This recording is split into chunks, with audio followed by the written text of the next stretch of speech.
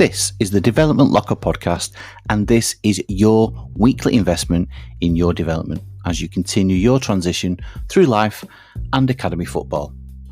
In Season 3, we bring you even more episodes, more guests who you can connect with, and even more insight into individuals like you who have a similar experiences in pursuing a career in the professional game. Over the next 11 months and 48 episodes, we aim to cover the key topics you will face along your journey. From the challenges you will have to overcome, the ups, the downs, and many experiences along the way. We will be here every week to discuss the current issues in your lives, support you in your journey, and continue your development to being the best version of you in your interviews from the locker.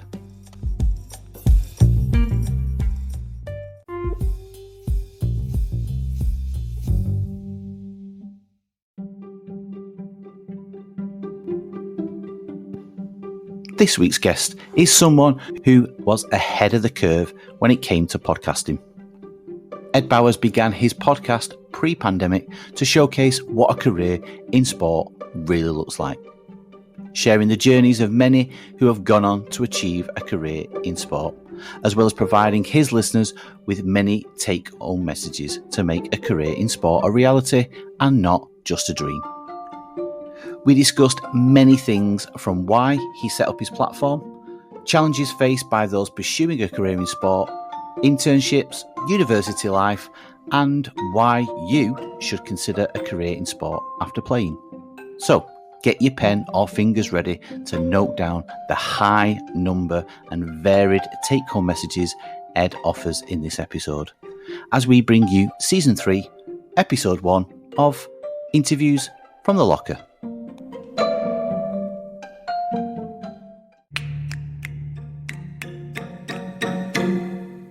Everyone, welcome back to Season 3 of the Development Locker podcast. And this month, we're going into supporting your pre-season by embracing and exposing you to different guests from different genres and different podcasts. And we are very good to have Ed Bowers on. So we're going to get straight into the questions as we always do, Ed, on this podcast. And we start with the why. We love to do that. So why did you decide to start your sports career platform? Right, Lee, firstly, thank you so much for having me on the podcast. As I said to you before air, it's nice to be the other side of the mic after 7 years being in your shoes. With regards to my journey, if it's okay with you, just to paint the picture to the listeners, back in 2014, I graduated from Durham University, which I'm extremely proud of. So many reasons, but I'm dyslexic. I had naysayers very early on when people said I couldn't get to uni. So my Everest when I was a young child was to prove those naysayers wrong. And actually sport was actually my way of expressing my skills, expressing certain elements of my character, which I just couldn't really showcase in the classroom. So I was, just to put sport in context to everything, I had a tennis scholarship at Wentworth Tennis and Golf Club for about 8 years, played rugby till I retired because I had a back injury at 12 where I actually had surgery. So then I went into the worlds of all different sports, from hockey, university, pool, darts, just to see a different scope of sport in general. But it really, as I said, going back to when I was really young, sport was like my language of expressing like leadership skills, expressing like teamwork. All these things probably relate to your audience and listeners. If they're playing, if I'm correct, football, you can learn so many skills when you're playing sport. You may not consciously know, you only know probably looking back. And that's what I want to share from the get-go. Before I talk about my podcast, the platform from the last 7 years, I wanted to share the sporting context that we can all learn from the sports we play. And get into your question specifically, after Durham, did a few internships, which I know we'll probably go in a lot more detail. But then just to sort of move forward with the platform, back in 2015, I finished an internship at Benchmark International. And I was only there, Lee, and I'm skipping a few bits here, but you can ask me about the internships. But basically, when I was there, I had the privilege of being there for 3 months, where they had players at the time it was called Benchmark Talent. Okay. I think it's called Beyond Talent now. But at the time, they had clients like Will Greenwood, Richard Hill, Baroness Tenny Gray Thompson, John Amici. And it was only when I was sort of learning that side of the business and the BT Sports Industry Awards. This is what the Sport Industry Group does now. That's the full company name. I was like, hold on a minute. Like, I was probably one of the very few of my degree program who had my foot in the door very early on. And it was only there, Lee, I was like, hold on a minute, because my goal was to get John Amici. If you don't know who John Amici is, he's firstly a psychologist, which he wants to be really portrayed now, but he's actually Great Britain's sort of number one basketball player. He actually played in the NBA. Yeah. And he was actually my first ever mentor too. But when I met him for the first time, I'll share this story because I'll try and intertwine like career skills along the way. But when I was an intern, one of my jobs was to answer the doorbell, which I had to answer. And then this person has to walk up these stairs. And I kid you not, this is honest true. When the doorbell rang, the other person on the other end said, it's John. And I was about to say, who? John the postman. Like, I was literally going to be quite cheeky, but I just went, all right, John, coming down. And I was at the top of these stairs, and this person was getting taller and taller. And I looked at him. Now, this guy's about 6'8". I'm about 5'6". I can only reach his hip. That's how tall he is. Wow. And I always remember, Lee, this. And I share this story because it's all about communication skills. I always ask, like, would like a cup of tea or coffee? And he said, I'd love a cup of tea. And I think he likes a builder's tea. And I remember, I'm not joking, I had to literally give the tea over my head to reach basically his hands. That's how tall he is. And it was only then when I had a quick chat with him, because I knew this is where hopefully I'll give tips along the way, and feel free to come back to this. But when I was working at Benchmark, I read all the clients' books. So I read Baroness Tenny Grace Thompson biography, Richard Hill, Will Greenwood, and John Amici, which is called Man in the Middle. And I was blown away by his journey. So I asked him a few questions, and then it was only there I was like, hold on, John would be an amazing guest lecturer at Durham. His background, he's also one of the first NBA players to come out gay as well, which, in sociology of sport, it's so good now that it's normal that, these topics are being discussed. But when I was studying, it was a bit taboo. And to have somebody who had the courage to do that then 7 years ago, I thought this would be a great guest. But when I rang Durham Sport Department, who I knew very well, they was like, Ed, we've never heard of Benchmark. And literally I had this itch going, hold on a minute. If the departments don't know Benchmark, Nick Keller, who's the founder of the company, I was like, hold on, how will the students know? And I just had this, people say you have a light bulb moment. No, Lee, I had a headache for 2 weeks on this internship going, I think I can do something here. Like, didn't have a business plan. I just knew there was, and things have come close together. But when I just left, the gap between sort of university and the sports industry, there was this sort of gap in the middle of probably knowledge. There was not even a platform for me where I could learn from other industry experts, understand the industry itself. So literally I finished my internship, and this is so true. I used to walk 2 miles from my father's flat to Byfleet and Newhall station to do the commute. And it was pitch black because it was October time. And I thought to myself, Ed, you could do this resource. You've got that foundation knowledge from your degree. And I just think I could be that sort of solution. Now, I'm not going to say I'm going to change the world, but I could be the solution where I could create a sports career resource. And I moved up the country because business rates down in Surrey are quite expensive. So I'm going to move up. And honestly, this is honest to you, it took me about 4 months to figure out. I read quite a fair few business books, because my degree, by the way, was sport, exercise and physical activity. So it's more, my modules I specialized in was sport policy, psychology, and like human performance, like motor neural skills and coaching. So it wasn't really the business side of sport. It wasn't sport management at all. So I moved up the country. I read a few books, actually spoke to a lot of people who like close family friends who I brand successful in business. Like they were in like Ernst & Young, PwC. So I could get like a bit of a scope. And it was literally, I wouldn't say pulling my hair out, Lee, but I was thinking, how am I going to build this platform? And then it was only when I always say to people, listen to your parents, because my mum said, find some inspiration. And do you know what I'd done? I went on iTunes. This is so true. I went on iTunes. I came across podcasts on their tab, on their platform. Let's give this a look. And I'm not joking. I saw a podcast. It was EO Fire, John Lee Dumas, and I listened to the Lewis Howes and his podcast, which was his first book called The School of Greatness, and I was hooked. 8 hours later, I listened to 8 different shows. I was just literally taking action, drawing their mail lists, and I went, that was my light bulb moment. I just went, I'm going to be a podcaster, Lee. So I'm going to sort of break it down because I sort of share this with students. From that moment, which was around 2015, I would say around October time, I said, this time of year's time, I'm a podcaster. But from then, I've got to figure out how I'm going to create the podcast, how am I going to get guests on the show. And I always remember it because one of my very early mentors is a guy called Chris Wright. I managed to get my first podcast ever was actually up in Durham University with a guy called Dr. Martin Roderick. He was my lecturer. So he was my first ever one. And we talked about how a sports degree could be applied into the sports industry just to get the ball rolling. So I want to help students get their foot in the door.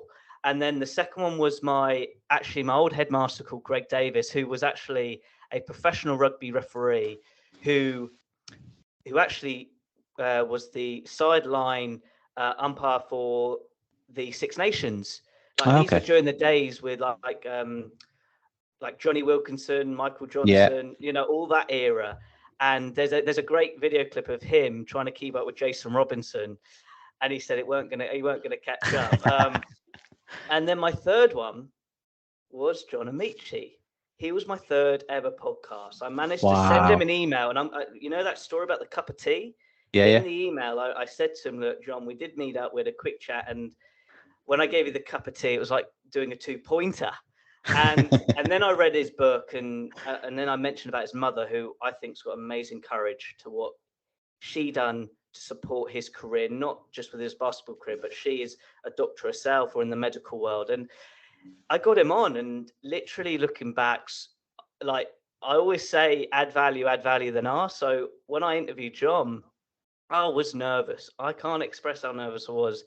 But I remember afterwards, John, I said, I've got a big question to ask you. He said, go ahead. So would you be my mentor? And he just said yes. And then honestly, I'm trying to give little tips along the way that when you're going your own path and whatever you do, asking for help is a skill, not a weakness. And I was lucky enough to have a couple of coffees with him in London, one lunch meeting, and he sort of really put me on the right track.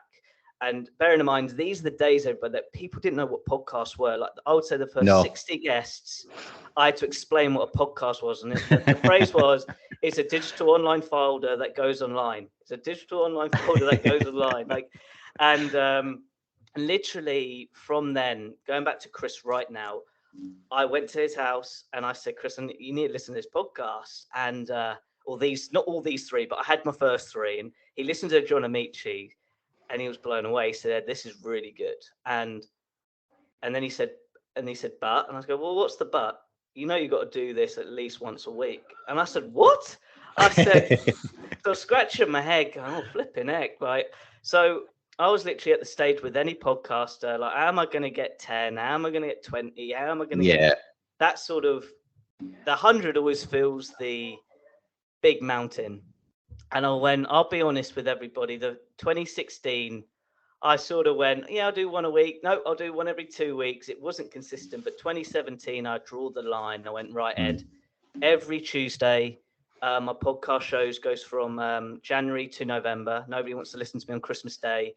So I have December off, and I do a weekly show. And from this day on, I have not missed a Tuesday from the last 7 years. And I've interviewed, just moving forward, like with time, I can fill in the gaps, but I've interviewed nearly, I'm not joking, I'm 6 away to 300 episodes, but also I've probably done around that time 320 interviews in general, just with a range of people around the world, different aspects of the sports industry. So the Sports Career Podcast vision back in 2016 was to create a resource where, one, the listener can have better knowledge about the industry and the ecosystem, better understanding about the different career roles that are out there. And thirdly, this is the most important, they learn from today's practitioners in that field. And that to me is what I needed when I started my journey. And, I told you about, the first podcast was John Lee Dumas, EO Fire. I got him on episode 19. So Wow. so the guy I listened to, I got him on, and I think I did a very good impression, like how I connected with him. And I'm, so with regards to the different people, I've got entrepreneurs, I've got sport business professionals in the sponsorship, marketing, sales, fan engagement, football industry, sports science, but also, which I'm also proud of, there's also coaches, by the way, in different aspects of coaching, but also I've got graduates as well. Yeah. So I hope, so my show isn't about having the biggest names. I'm so grateful that I've interviewed Baroness Tenny Gray Thompson, which was such a honor to have 40 minutes her time, learn about her career, more about her politics career, actually, because she studied at Loughborough, but just to learn from somebody who's just been so established in the sporting arena on and off the sports field was a real privilege. But yeah, like in a nutshell, you asked about the platform. It's the podcast. I know we're so used to podcasts now, but for me, that has been my number one product that has helped me get on the map in the sports industry, help other students around the world. Like I was a bit shocked. It was around 2 years of doing a podcast. The show already went over 90 countries. And I'm like, well, I must be doing something right. But like anything, it's that consistency and being committed to your vision. Yeah, and everything that you mentioned there. I mean, the numerous tips that you've given, and there's no need to do a selfish plug, because I think you've done it there, and I think you're kind of doing yourself a disservice there. There's some massive names in there, and that's the purpose of getting you on this podcast, of and embracing that there are other platforms out there, and our listeners will be able to learn plenty from, like you just said, the 300 plus episodes that you've got. There's literally something there for everyone. So if you haven't already, guys, do check it out. It's the Sports Career Podcast by Ed Bowers. You can get it on all the major platforms, but you can go to our website anyway and get the link on that. But we'll carry on with the questions. And in terms of your platform, it is very unique. It's stand out. And I'm not just saying that because you're on, but in a nutshell, you're saying it's about the podcast, but what is it that have you got one aim? Have you got a series of aims that you want to achieve off the back of the podcast platform? Well, it all started with anything, actually, the blog. So just to paint the picture a little bit more, and I'll never forget it, the commitment. I'm going to emphasize that word a lot because I think that relates to your audience. But when it was 2015, before even the podcast, I had to think of a domain name or a business name. And I thought, well, Education to Sport. And to me, those words are significant. Education, because my degree and the journey of that, and then to sport. So it's sort of like, how do you apply education to sport? That was the vision behind it. So actually, it started with a website, and you wouldn't believe it. That website, this is the thing behind the scenes that people don't know. Like, I manage my website. I've created my website. I think I'm on my 4th version of my website. Wow. Like, it wasn't all what you see today. It could be better, but I'm happy with it. It's functioning. I'm liking it. But when it started, my goodness, oh no, I was learning as I go. So during my journey, when I started out, things were a lot more challenging for podcasts. Like, you've got Anchor now, for example, where everything's all built in. I have to have the website, then copy the code from Libsyn to my website. I have more reach on my website at the beginning than the podcast, because people didn't know Libsyn. They didn't know these branded names. Spotify wasn't even around with regards to with podcasts now. iTunes were, but what I'm saying is it actually started with the blog, Education to Sport, and that was like where I got the better reach at the beginning. And now the podcast, meaning all the digital platforms where you listen, have just taken that to sort of another level. So with regards to the blog, the vision there was I wanted to be accessible to all, because not all podcast platforms actually are accessible to every country, but majority of blogs are. Like WordPress True. is a better search engine than some podcasts. So really, Lee, it started with a website, then I merged the website with the podcast, and then it's led to other tech project, other tech platforms for other uses and services within what I do now, where I have sports career education, different online courses, I don't want to get too nerdy or technical, but it all started with the website, and then things just over time just develop. And I think this, if you don't mind me sharing, because when with regards to bloggers, I sort of have content creation as the main theme, and you've got to pick which one that suits you. So I wasn't a great writer, so I used the podcast as to leverage the WordPress website. But don't think your website or don't think your podcast has to be amazing at the beginning. The key is to get started. And in time, and when I mean time, I'm going to really tell the truth, Lee. I'm talking years of just development. Yeah. And I need to emphasize that, to be really truthful. It's like even building credibility in the sports industry. It takes a few weeks / months to get your breakthrough in the sports industry, meaning your foot in the door. Mm-hmm. But it takes years to build credibility. And I don't think that's taught. Well, I wasn't told that when I started my sports career. You think it's sort of like a stepping stone process, and it isn't.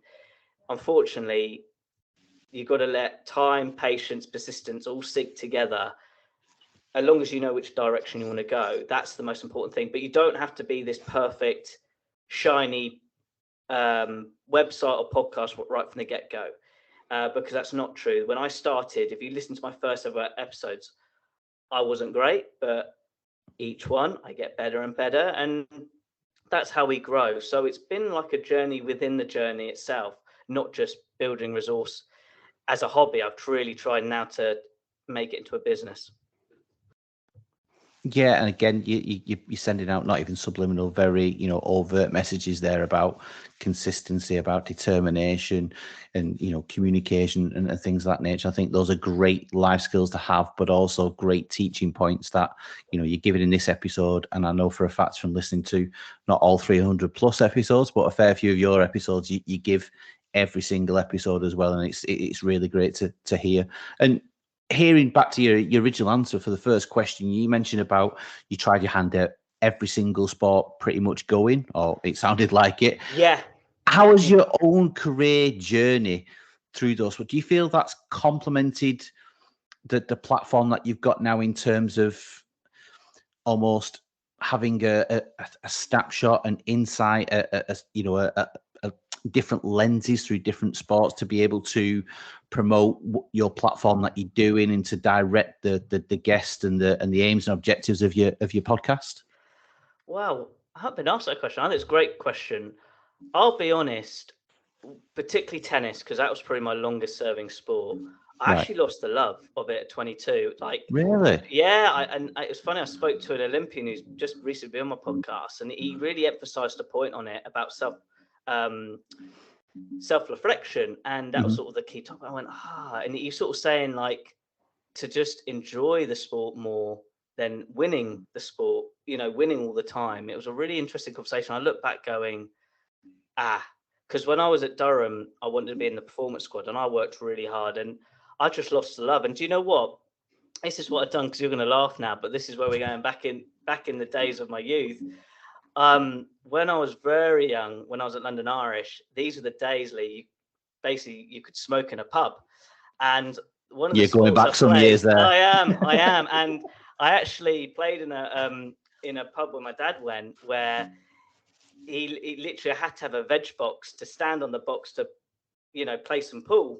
Yeah. And it was only when I went to Durham, because they've got a collegiate system. So you've got like the university, top sports at Durham, you represent Durham, but actually within the university, there's 8 colleges. So there's like, it's like a 2-league system, which is really quite fun. And when I got to Durham, bearing in mind, Lee, like I worked so hard, I'm being really truthful. When I went to Shiplake College, I got there due to an interview. I had common entrance exams, E's and D's, and then I left, meaning entering the school. But then when I left there, A-star, distinction, and I got to Durham, and I'm, the transition with 5 years where really education was my anchor of struggle. I managed, again, with a lot of hard work. For me, my education is a huge asset now, but when I was studying, when I was younger, I should say, it was a real challenge. I can't emphasize that. And to be honest, even going to Durham was a challenge as well, because I was with really top, bright students. I'm not always about compare other universities, but Durham is one of the top academic, meaning research driven. Yeah. And I was well out my comfort zone. I mean, I got there, when you achieve something, Lee, and you're like, oh my gosh, I'm here. Now I've got another challenge ahead of me, but I wanted to embrace the success a bit more. And I'm going to be really honest. I said to myself, because I had this tennis scholarship at Wentworth, where I was literally studying in the week, Lee, and then in the weekends I used to, represent Wentworth and coach, and that was like back-to-back summers. And I love that commitment. I'm so glad I've done it, but it can be very tiring. And I think, and listeners can relate to this, when those young footballers, where they're at school and then they play sports on the weekend, when you do it all the time. And I even remember my housemaster, Charlie Lown, said, Ed, he said to my dad, like, Ed can't be doing this over his A levels and GCSEs. He needs to rest. And I've learned that lesson even more now, that having time for certainly your mental health is massive. But going back to my point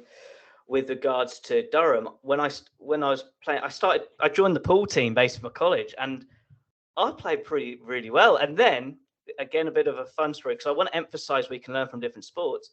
A good friend of mine, John Gorm, he was the same class as me, had his hands in his head. I go, what's up, mate? And he goes, oh, Ed, I played my first darts match. It finished at 2 a.m. I'm like, what do you mean 2 a.m.? And I said, I quite like the sound of that, because it was different. And it was, so anyway, we founded, the college I went to was called Van Milder.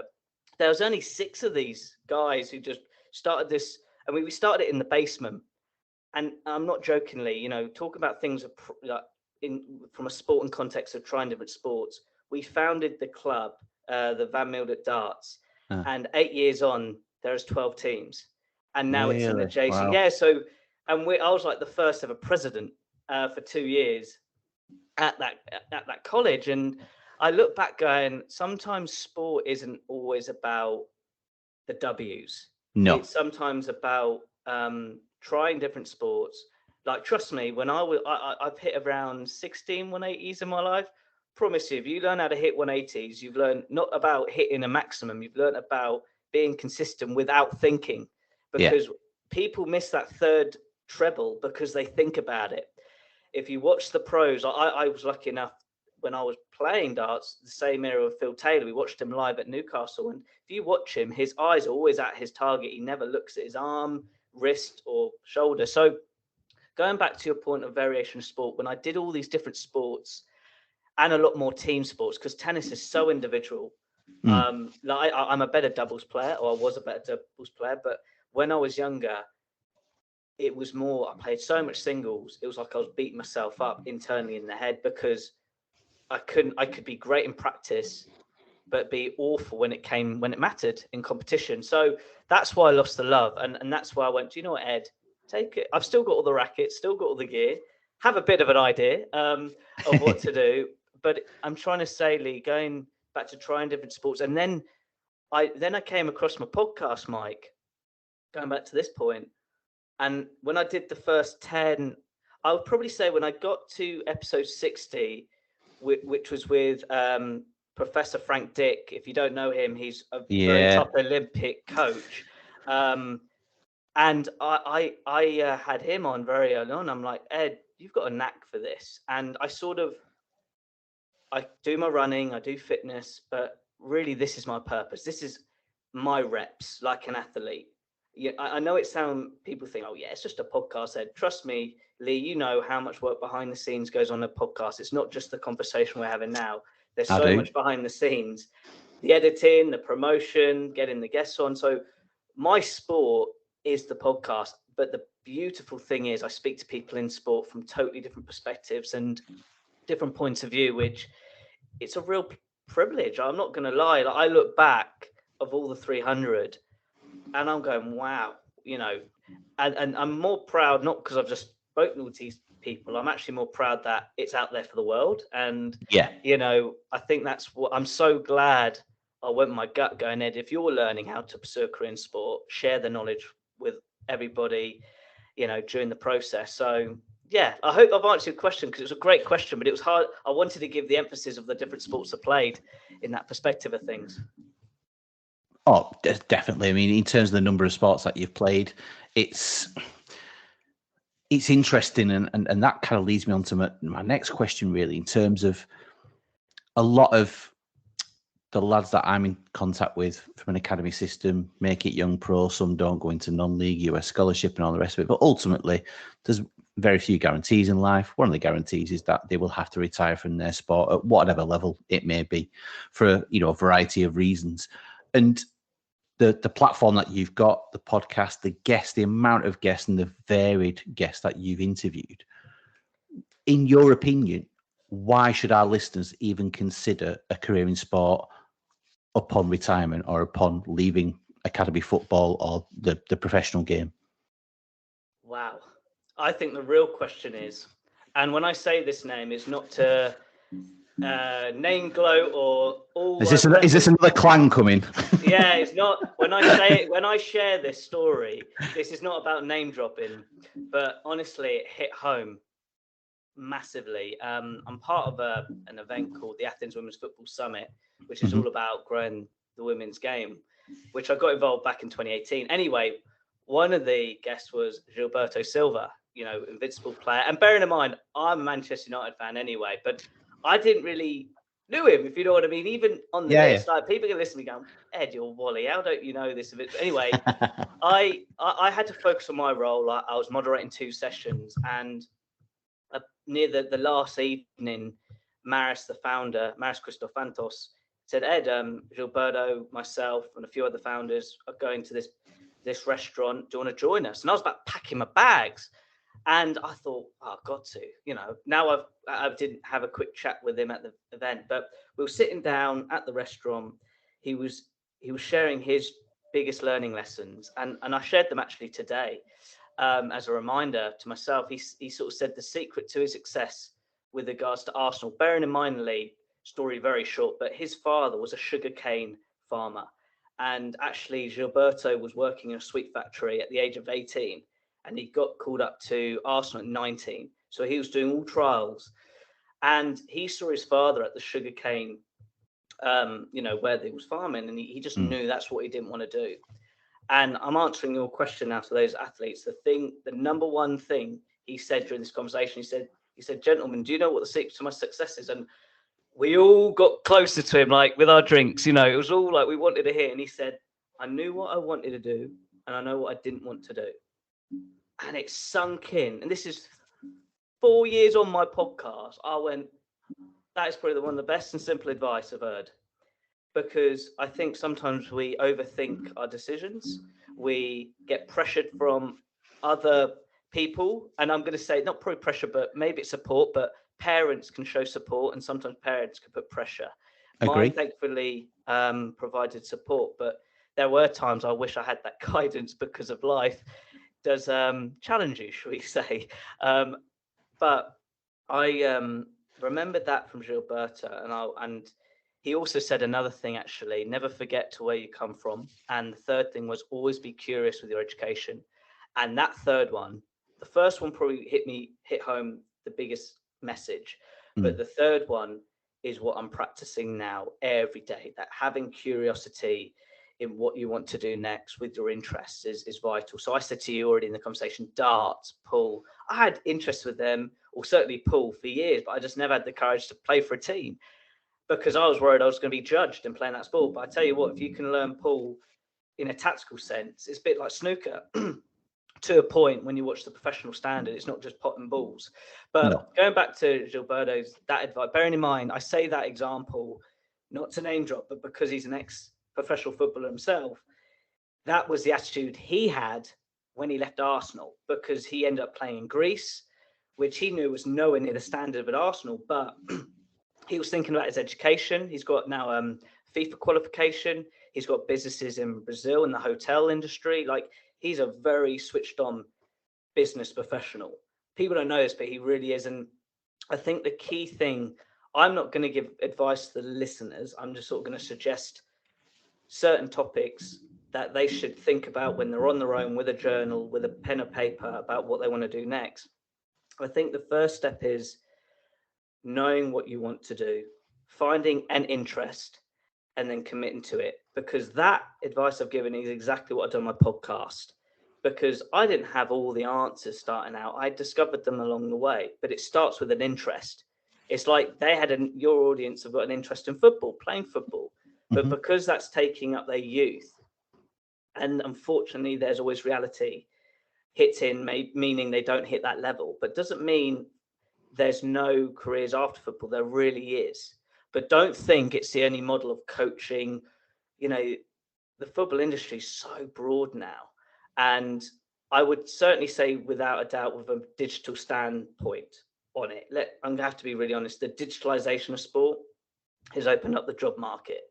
I think we have to be quite realistic on the different channels. If you want to work in the football industry, if you have that data analytics side to you, or you study whilst playing football, honestly, they're the hot jobs at the moment, because every decision is backed up by some sort of data. So, but on the other side, I think you don't have to be in sport after you play football. You know, I give this option because I share this with students from an experience standpoint. Everybody says you've got to have experience, Lee, in the sports industry or football industry. Yes, that's important. That is like how to make toast regularly and not burning it. But do you know what? The best I say is non-sport related. I'll give an example. At the age of 13, I worked in a Lebanese restaurant. Did such a great job. I raised about £500 for my Barbados tennis tour. At the age of 21, I needed a job to pay rent for my house at Durham for my second year. I went back to the same restaurant. They took me on, and I did sort of 4 jobs. I did tennis coaching at Wentworth, worked at the restaurant, coached during lunch break, coached the restaurant team, and then I also had a little gardening business on the side, which was down the road. You know, that year, honestly, was the most I've ever worked. It was like 4 jobs in 2 months. But the key thing I'm pointing at, when I worked at the Lebanese restaurant, where I had to learn the Lebanese menu, had to learn all the different wines, learn how to make great coffee. Like, the key thing is those communication skills with customers. Realistically, those skills you can only do from a practical standpoint. And I look back every time, whenever I feel not down, but when I feel like I'm not up to my pace, I go back to my time at Majana, because trust me, I was put on the cosh, you know, during a Friday and Saturday service where there was only 2 of us waitering, and you're doing around 60 covers a Friday and Saturday evening. Trust me, if you want to know what pressure is, that's pressure, because you are coordinating bills, digital tills, making sure the customers are happy. Like, you'll laugh. I had one customer who ate a whole ribeye steak, and then he said to me, I want to take it back. And it was a white plate. He wanted his money back. And I went, so instead of like reacting, I said, very sorry, sir, I can't make this decision. Can I go to my manager for him to answer your question? And he did. And, you know, those are sort of things that are the same in the business world. Yeah. Taking the ability to not react, not judge that individual, but also take a step back and, you know, look at my decision making in a very short period of time. And I said the right thing. He did end up paying, by the way, because it was ridiculous. But that's not the point. You can't judge that. You've got to hear their side of the story. So my point is, going back to your question of after sport, I think it goes back to the point right from the said of like how sport has taught me different life skills. To me, you should focus on the skill sets you've discovered along the way. And everybody's different skills when they play sport and how they apply it. And I think that's where it makes your career a lot more exciting, not rigid or linear, if that makes sense. It makes absolute sense. And again, it's great that you're willing to be open and honest and transparent with all your, you know, your experiences along your journey. And you mentioned the key word there, experience. In your experience, what are the challenges for those people who are wanting to apply to get into the world of sport from another sport, or even from the same sport? You were saying there before, you mentioned digital. Is that one challenge that you see, that you come across a lot of these young people or people who are retiring from sport and wanting to transition into a career in sport? They're not kind of technologically savvy as they should be, or are there other challenges that you see on a regular basis? I think the answer to that, it was an exercise from Lewis Howes' book, School of Greatness, is you've got to know your strengths and weaknesses. And if you don't mind, I'm going to break down the exercise. Mm-hmm. Step 1, you write down you get a piece of paper and you write down all your strengths. Step 2, you write down all your potential weaknesses, which, trust me, you end up having a longer list, which is a real bad thing, because it means you're looking at more the negatives than your positives. So try and have them equal. Yeah. Then step 3, this is the most important, because it's going to sound crazy, and I did it with my good friend, and he didn't really understand the call. But the key thing, step 3, is ring 3 people and ask them, like, out of interest, what do you like about me with regards to my strengths and weaknesses from you knowing me? And you just keep your mouth shut and just listen to what they say. And then what you end up doing is you'll be circling the similarities of your list to their list. And then you've got a better idea of your strengths and weaknesses, instead of assuming your strengths and weaknesses. And when I did that exercise, and I remember my friend Tom going, "This is a strange call, mate." And I went, "It is, but I need to know, because we don't ask these questions. We know, people say you've got to know your strengths and weaknesses. That's great, but what's the method to find those answers?" And there's the exercise, and always goes back to that one, because it's so simple. And I think for me, and I don't want to be too cliche a lot, but I'm being really honest, because it's probably why I haven't stopped my podcast show, is you get to a point, I'm going to be so honest, when I started my podcast, there was about 3 of us in the sport world, and I'm like, I've got to keep going. I can't say, this is the competitive nature. This is why I say this, I've got to keep going. I'm not stopping. And one packed up after about a year. I said, I've got to keep going. I said, I ain't packing up till this guy. And then he packed after 2.5 years. And then you think, because that's sort of like that carrot, or that competition, it's like, everybody knows what I'm talking about here. In any sport, you just don't want to quit. It's almost like 2 runners, long distance runners, and it's who's going to flag up or stop first. And I think you're just describing every bleep test up and down the country exactly. at pre-season. Exactly. And you just like, I'm not going to stop.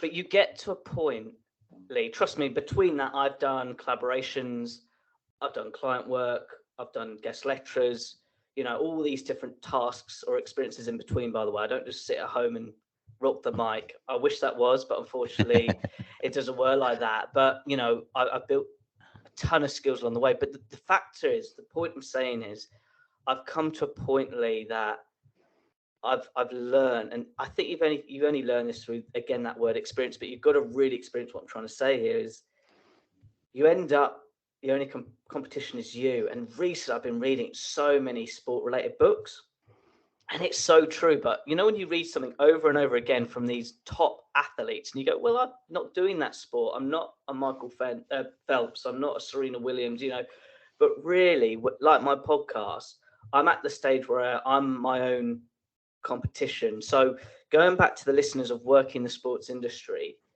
you've got to know the industry. You've got to know what you want to do. Second part is, you've got to know the interest of what sector of the sports industry. Is it a certain role? So let's keep things simple. You played football and you quite like journalism. So, you like journalism. Well, the next micro step is start a blog, because people are going to believe, I'll be honest, people are going to believe not your CV to a point. They're going to believe the work, meaning your blog, micro evidence, if that makes sense. Yeah. To being a journalist. It's saying my podcast show.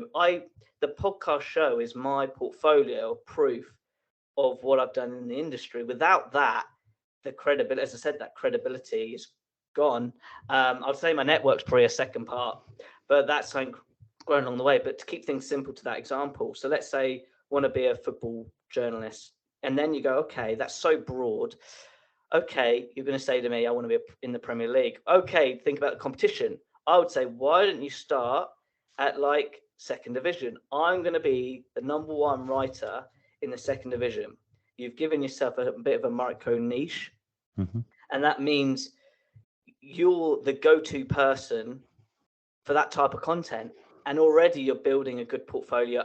You're networking with the clubs, you're connecting with coaches, you're connecting with players. Yes, they're not the biggest names, but hey, you never know where that connection could lead to another, where one club could then hire you, and then it leads to you really in the football industry then, which is so popular. People want to be a Premier League journalist from under a year, and it just doesn't work like that. And I know that because I interviewed at least a handful of top, one guy called Andrea Del Monte, another one's called Sean Asimbo, and the other one probably people would know is Ed Draper, who's on Sky Sports. He started writing in college sport. Then he led to radio. Then radio, I don't even remember this old radio station, Virgin Radio. And it led from there to then television work at Sky Sports. But his first real sporting gig was, college American football, if I'm correct. So, and it was writing, which is a skill. And so my point I'm giving you, I'm going the journalist route because that's what came top of my head. But you could look at it from, let's say, really quickly, football business. You can go, okay, I always say this, it doesn't matter. I was really quickly, I was at London Irish when I played rugby, and we're talking the days of like John O'Shea, really the old name, Mike Catt. This was like when rugby was amateur in a way in brackets. We're talking 1997. I was in the minis. I was in where the club was. I knew where the marketing department, sales, all the coaching staff were. So what I'm saying is when you're in that sporting environment, you can be clever and go, okay, what am I observing in my environment? Because if you can understand an academy layout, you've got better experience than I have because you're in there week in, week out. Does this sort of make sense? Like you're getting the foundation, the ecosystem of I'm talking of a football academy just to relate to the listeners. So your observation, you may not have experience from a practical sense, but you've got experience of that environment. And it's amazing and I'm a big believer of this because I've been hired of opportunities for my attitude, meaning my personality, and then I had to back it up with skill sets and knowledge. So I think what I'm trying to say is if you went this, let's say, football business route, and let's say like in a sport and academy, because there is the business side, there always is, everything's got all the clogs have to work to make the academy run. Understand the environment, make sure you've got great energy that makes a really good first impression, and then just be open for opportunities which are quite broad. So really quickly, I didn't mention the other internships I've done, but my first ever one was at Sky Sports. And Lee, I was like a kid in candy shop. I was in the rugby department. It was the final week of the English and British and Irish Lions tour against Australia, and we won that final game to win. And I did some of the editing for the Super 15s game, some editing, which all went on the website. And it was like amazing to watch. Everything was in Isleworth, but everything was in Australia. It was really cool how the television industry works behind the scenes. And that was my first opening. And then I had SoccerX, which is an event company that does football industry events to bring business together. And that gave me a real good insight of the football business industry in general. And then I was at Benchmark when I graduated. So it gave me a full scope. And I'll be honest, Benchmark was without a doubt the best experience. It just it aligned with my degree, it aligned with my interests, and it just, I was dead happy. I was only meant to be there a month and I was there for 3. So I must have, made a good impression. But you've got to realize, having the key I'm trying to say, it gave me that broadness. So when I was doing my podcast, I already had these experiences under my wing of topics, different sectors, particularly Benchmark, because they've got, I'm going to go a bit nerdy on the listeners, but they've got the BT Sports Industry Awards. They've got Beyond Sport, which is a sport foundation.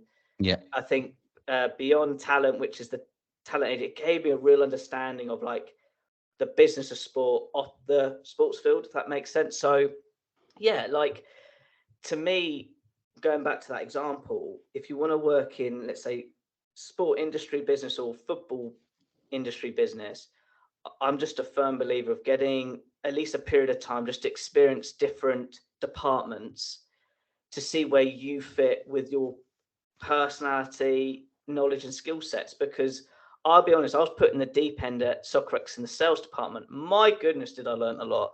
But it's very different experience when really I wish I had a touch of training. I was only there a month because it was my summer holiday. So I just capitalized on the opportunity. But to me, if I went back in time, I would have liked to have done a bit of a sales mini course. There's so many mini courses that I would have done a mini course in sales So when I'm in that environment, I know what I'm dealing with of the sales process. But when you're not taught that, it can be hard, when you're exposed to an environment you're not really used to. So I think business, just be broad. And I know I went data analytics to Lee very early, and I'm just trying to say that that's where the world's going. I don't want to go too techie on here, but this Web3, NFTs, I'm even doing my homework on these new emerging markets, and it can be overwhelming. But communication skills, networking, having specific skill sets that make you shine will always outweigh what's going forward in an industry sector. I'm not a big fan of chase the cheese to keep up with the industry. I've still stuck to my lane, my podcast, and it's still putting me out there. So you've got to have a bit of balance, have one eye on the future, but really have one eye and two ears of what you're currently doing. Because if not, you're just always chasing the next shiny thing. Like, let's be honest, 5 years ago, it was the esports industry. So I just want the listeners to understand that working in this industry isn't about chasing the trends. You'll be mindful of them, but as I always say, and I'm a big Tony Robbins fan, your biggest investment is yourself. And that means investing in your mindset, knowledge, physical skills, but most importantly, I can't emphasize this enough, your communication methods. Because if you can't communicate effectively, that means, like I'm doing to you now, on audio, on video, written, that's where the real challenges will be. It won't be your experience or skill sets. It's the way you present yourself in who you are and what you do online and in person. When you mentioned Tony Robbins, then I thought, here we go, he's going to say he's interviewed him on his podcast as well. Not yet. Gladly you didn't. So yeah, that would have been end of episode, that one. And you talk about being in the deep end there, and going back to what you said earlier about the internships that you've had. I would guess, and correct me if I'm wrong, that's probably almost a protocol for many internships of being thrown in the deep end. So give us an example of one of the internships that you've done, and some of the learning points, some of the takeaway messages that have really embedded themselves right throughout your career journey, and will kind of align with those of our listeners as well. Well, Lee, do you want me to break it down of how? Because Ashley, you're going to love this example. I'm going to sort of break down how I got into Soccerex. So, I told you I was a tennis player at Wentworth. Yeah. My tennis coach was a guy called Paul Brighton. He knew me at the age of 12, and he finished coaching me about 17. And I say this phrase to everybody: you've got to create that know, like, and trust with the opportunities you create. So I'll say that again: you've got to create that know, like, and trust with the opportunities you create. So Paul, Ashley, I'm going to go even deeper. When I used to play for West Byfleet. I played against Wentworth. I don't know what he saw in me. Bearing in mind, I just had back surgery, so I actually had like a brace on the year before. He liked something in my tennis, and he managed to get me the scholarship at Wentworth, which is quite pricey. It's about $4,000 a year just to play tennis and represent them.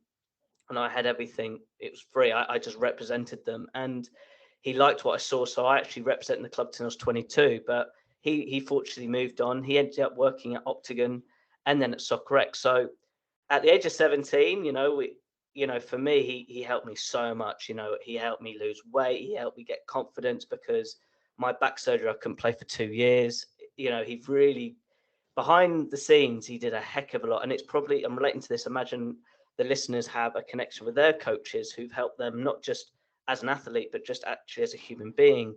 Sure. And when I was at Durham, he went his route in life.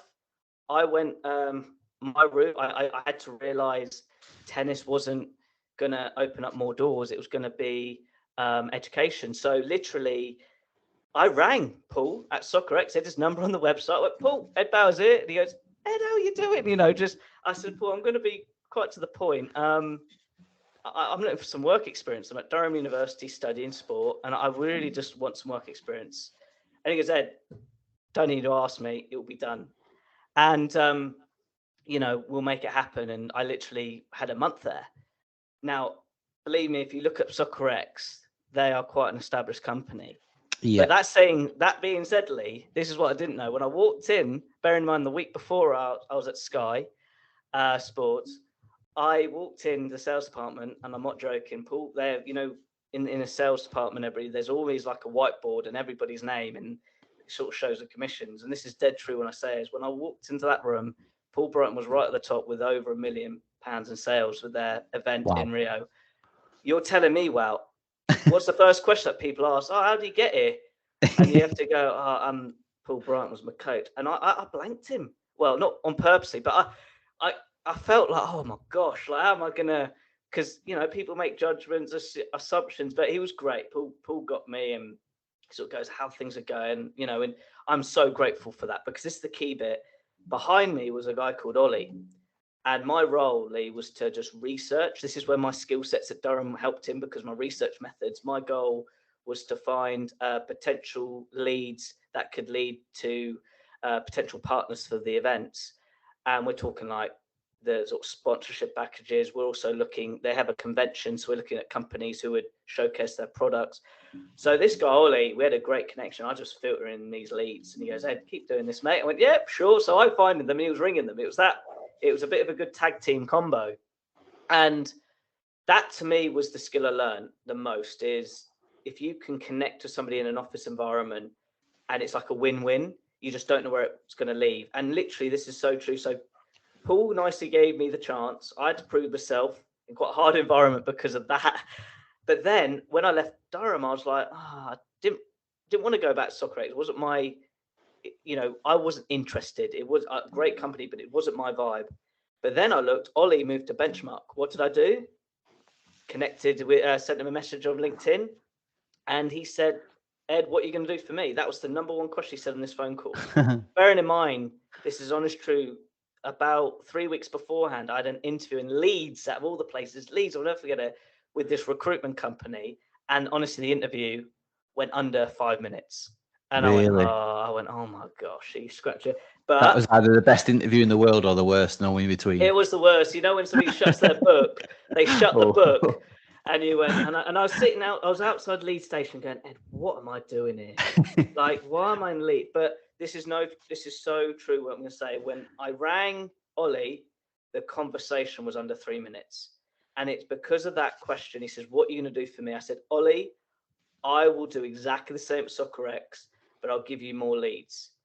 And so I was basically like his PA at Soccer X. And this is so true when I say this, because when I mean hard work, when I left those 3 months, I gave him 862 leads. So I was averaging around 62 leads a week, full names, emails, numbers, plus doing all the internee roles, the cups of tea, and, I always remember I had to get 4 packs of paper from Soho. I think it was like John Lewis. I thought I was doing the, not Iron Man, what do you call it? I had like 4 packs of paper on each arm. It's just world's strongest man competition, and they have Anyway, it was one of those. I've never sweated so much from one side of London to the offices. But the real point is, and I'm breaking down the experience to listeners. Ollie asked a simple question: what are you going to do for me? I gave him a real quick answer with real firmness, and I was, just to put things in perspective, I was in the office. I think we spoke on Wednesday.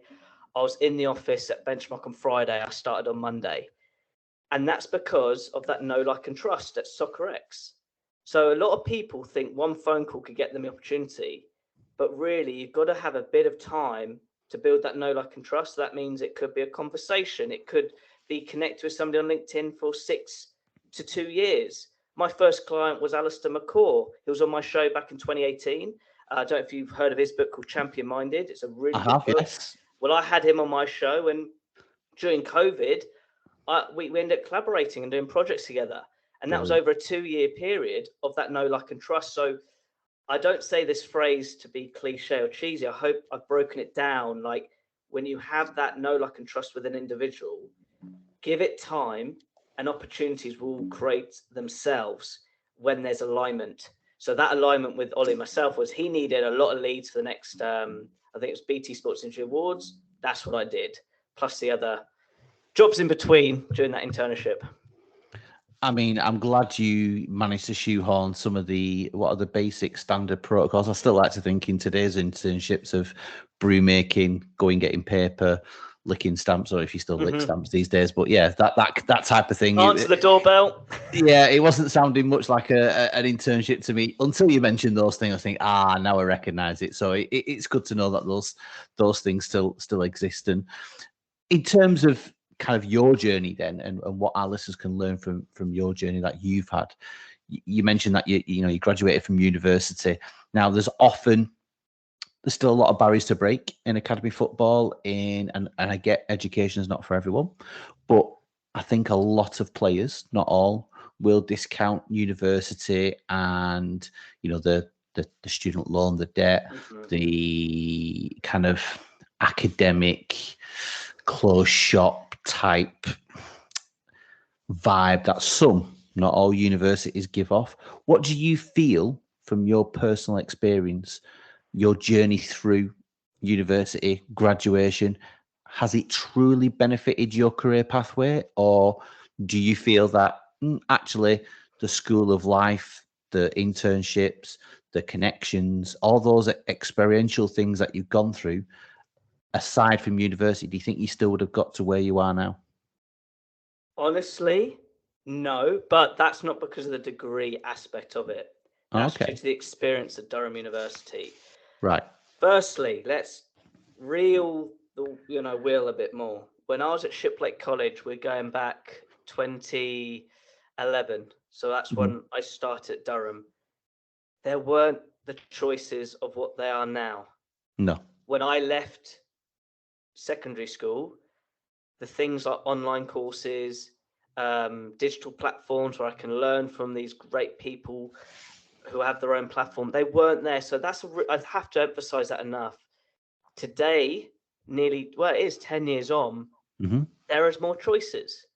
True. And I think that's really important for me to say. So to me to say, does Durham, my degree, support me at that time? Without a doubt, to where I'm now, certainly with my interviews, I did an interview with an elite fencer who competed in 2 Olympics. We'll talk about flow state. I did a whole subject on flow state in my dissertation, which were all about elite boxers. One of my boxing dissertation, I interviewed two world-class world champion boxers, and elite boxers at the Brendan Ingle Gym.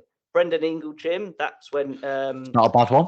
It isn't bad at all. That's where I did, again, I could go another story, but I got that opportunity when I was at Sky Sports through Johnny Nelson, because I met his daughter on the internship, and she sort of said, Ed, my dad's a boxer. I went, oh, you're kidding. I'm doing this dissertation. Go meet him. And I'm not joking. This is honest truth. I met him in the food hall. I lost my hand. When I shook his hand, I lost it. I was going to say, you didn't greet him by saying Johnny who, did you? No. I did my homework, but he said, oh, Ed, I've heard about you in the dissertation. I put my hand there and I lost it. And he knew another good friend called Winston McKenzie, who's Duke McKenzie's cousin. So there was sort of like small world sort of things. And he said, Ed, I love your dissertation. I'm going to give you my number. And, I ended up doing my whole dissertation at the Brendan. And I was so lucky enough to have about 4 conversations with Brendan himself. Now Dominic runs the gym, but Brendan's passed away. And my goodness, I learned from him. He is a boxing legend. What he's sort of with the coaching. And I don't know if you know, Lee, but he's got on his on the Sheffield gym, there's these painted lines. No. And it's painted. So no other boxing gym can have these painted lines. And what they do is the boxers do footwork. And I was lucky, where was it? Junior Witter, who was in the gym at the time, he showed me, he said, Brendan, show Ed your footwork. And he was sort of doing the footwork with shadow boxing with the nursery rhyme of the rainbow. That nursery rhyme. But it was all in sync. It was awesome to watch. And I'll never forget it. If you don't mind me sharing this story, when I went to Sheffield, and I had my Durham kit on, because boxing's one of those industries where well out my comfort zone. I haven't been to a boxing gym in my life, and I was literally got to the gym, which is a converted church, by the way, for the listeners. And I saw this old boy it looked like a coal bucket, and he was sweeping it up. And I walked in, I went, "Excuse me, Brendan." He goes, "Oh, I'm just cleaning the gym up." And I went, I should be doing that, sir. And, you know, like, and that was Brendan cleaning up, sweeping literally the dust off the floor. And I had a cup of tea with him and thankfully interviewed these boxers. And it was and I'll never forget this. There was that evening, they do 2 training sessions. I missed the morning session. I got up around 11 o'clock. I went to the evening session and there was this young kid doing that exercise on the lines. And then Kel Brook walked in and did the exact same drill. And honestly, till this day, it was just one of those moments I went, wow.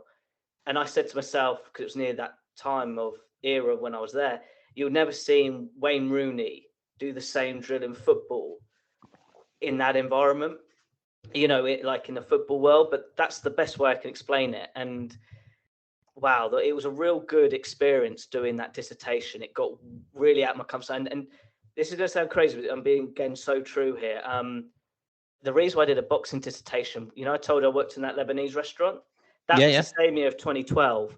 And they thankfully let the TV have the Olympics on. And it had Nicola Adams. And she was my athlete of the year. For me personally, I went, wow, just her skill sets, her movement. And that's what sparked me to do the dissertation. And then when I was doing my dissertation, I met a guy called Alwyn Bolcher, who was Nicola Adams' trainer, who's actually on the podcast. And then one day he said, Ed, come down Thursday, 10:30 it was. I watched Nicola Adams spar for 2 hours. And, you know, when they saw affirmations and sometimes visualizing what you wanted to and all that stuff, it happened. I went, this is super cool. So I gave her a copy of my dissertation and yeah, it was a real experience. But if I'm being honest, I don't think I would have got that experience after I left if I didn't go to university. So I share that one example, but I had to make a lot of things happen. You know, it wasn't, I think a lot of people I'm a big believer in how you use that knowledge. How do you use that course? How do you use that degree? It was my dissertation that got me, you know, out there. And I made things happen along the way. So I want that to be more of my answer from an attitude standpoint then, because for me, reading was a struggle. I said to you, I'm dyslexic, right? So reading was a huge struggle when I was early teenagers. So I look at education now as like, you've got your formal, but then the magic is self-education. Like if you can learn, like for example, I've just read a book called The 0.1% Mindset, and he's a Royal Marine. And it's just amazing to see his life when he was doing his 32 weeks training camp with the Marines and how tough it was, you know. So I think it's how you use that knowledge and how you put it to practice.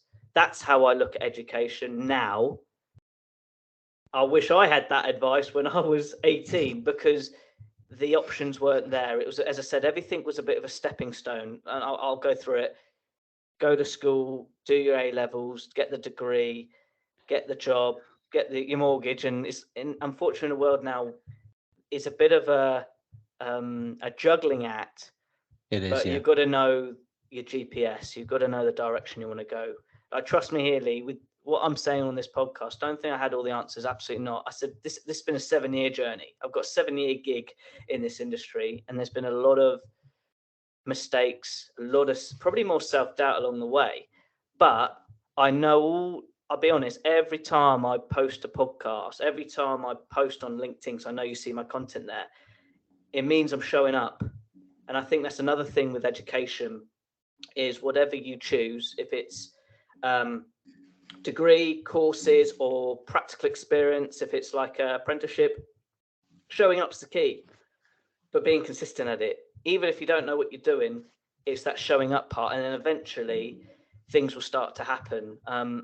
Bit of a long-winded answer, but I just couldn't say yes or no with do a degree or not a degree. I think that's the wrong viewpoint of the opportunities you have in front of you from a listener standpoint. Yeah, I don't think I'd have been asking as a guest if you were going to answer questions with yes or no. So, yeah, I didn't expect that. So you're all right on that note, Ed. And kind of penultimate question before we finish off. And obviously, the purpose of getting you on is to showcase your platform, and you've mentioned about the podcast and the website. But in terms of specifics, and selfishly for our listeners who predominantly are academy players or young professionals who are just about to start on their career pathway through the professional game, what does your platform offer our listeners then in respect to their own career pathway? I think specifically it's really a handful of podcast episodes. Now, I'm not always bringing up the podcast for the sake of it, but I know he's already on a platform. But there's a guy called Jason Lapkin, for example, who I had on, and he was part of the Manchester United Academy, and he had a knee injury. And for me, it was a wonderful conversation. He's a great guy. I always keep in touch with him. And the point I'm saying, what I can provide is probably just a handful of podcasts where you get real life experiences through the interviews of the ups and downs of a career. And it hopefully when you listen, you'll have more knowledge under your hat if that happens to you, if you get injured, or if you don't get selected. Hopefully you can relate to these other people and really not just learn straight away, but you can adjust to your decisions moving forward. I think that's probably the biggest thing I can give them specifically. Like, yes, there's other podcasts on certain topics, certain niches, but from an academy standpoint, I think there's two things. One, as I said, like the Jason Lapkin example, but two, and it is a bit of a buzzword, and I'm even have to be mindful myself, but I think now, instead of always focusing on our sports career, focus on our high performance principles, which we can apply in, should we say, bracket, the real life environment or in sports. But I think if you can apply those high performance principles, which you're learning in your sport, it's going to set you up better in whatever walk of life you go to next. I hope that's answered your question, Lee. That's more than answered my question, and I'm pausing because I'm taking plenty of notes. So it's not that I'm not listening. I can't write fast enough, Ed. So yeah, it's I mean, I love that, and that's everything that we're about here on this platform. And I know a lot of people who work tirelessly and go above and beyond in the academy system. You're just echoing what they're doing on a daily basis about really becoming good at the basics, establishing those high performance principles, but most importantly, the missing link is applying it to everyday life, regardless of what career you go into. And on that note, last question, and probably the hardest question a lot of the times our guests really struggle to answer, and I hope in the nicest possible way that you struggle to answer it as well, is what would be the lasting message you want to leave our listeners with? Okay, it's simple, because it relates to self-confidence. What I'm about to say, it relates to be you and be awesome. Now, it sounds really simple, but I think a lot of the time we, including myself, I feel like we put so much pressure on ourselves in what we do, what we want to do. And I know I've touched on that already on that side of things, but I think having that internal self in just sort of, you're doing all right, Ed. This is the self-talk kicking in. Be grateful for the environment you're living in, with other aspects of society, which, let's be honest, talking self-talk here, I'm very lucky the way I live. Of course, I want to achieve things and achieve my goals.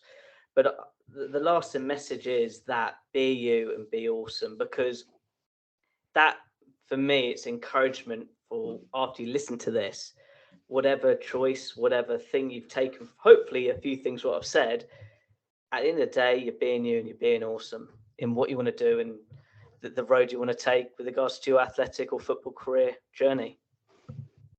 I mean, that's a great simplistic message, I think, to finish on, in terms of being you and being awesome. And if I was to sound very corny and cheesy, thank you for being an awesome guest. Thank you for being you. My pleasure. Because that's every single thing that you said, every single response that you've done in terms of the questions that I've asked is being you and just giving back in every single response that you've given. So we like to leave every podcast episode with a lasting message, but I'm pretty sure if the listeners listen back to every single answer you've given and they take one thing from every single answer, they won't be far wrong from being able to succeed and be themselves and be awesome. So thank you. Thank you for your time this evening. Thank you for being on the other side of the microphone and getting outside of your comfort zone. It's much appreciated. And yeah, thanks on behalf of our listeners and myself. It's been great. Been a pleasure. Thank you, Lee.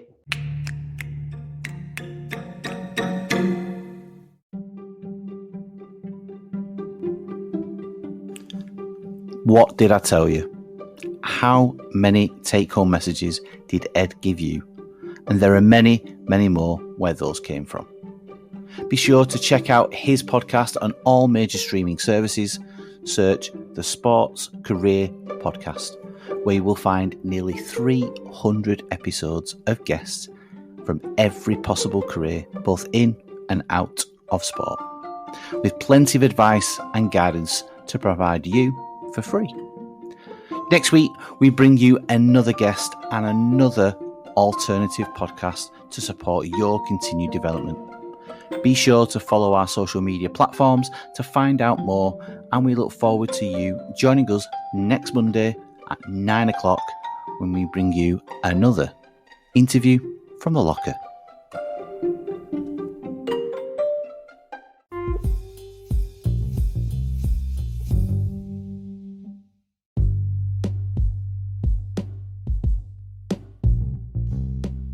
Thanks for listening to this week's episode, and we hope you have taken many key messages away with you. But the next part is down to you now, by putting these into action. If you would like today's episode, feel free to tell us on our various social media platforms, where you can find us at thelocker_UK. For guest recommendations, future topics to be discussed, or you simply want to reach out, you can do so by emailing us on thedevelopmentlocker@gmail.co.uk. Remember to share this episode and our platform with your teammates, friends in football, or anyone you feel would benefit from it. So, what are you waiting for? But you're not done yet, as we look forward to seeing you next week when we bring you another interview from the locker.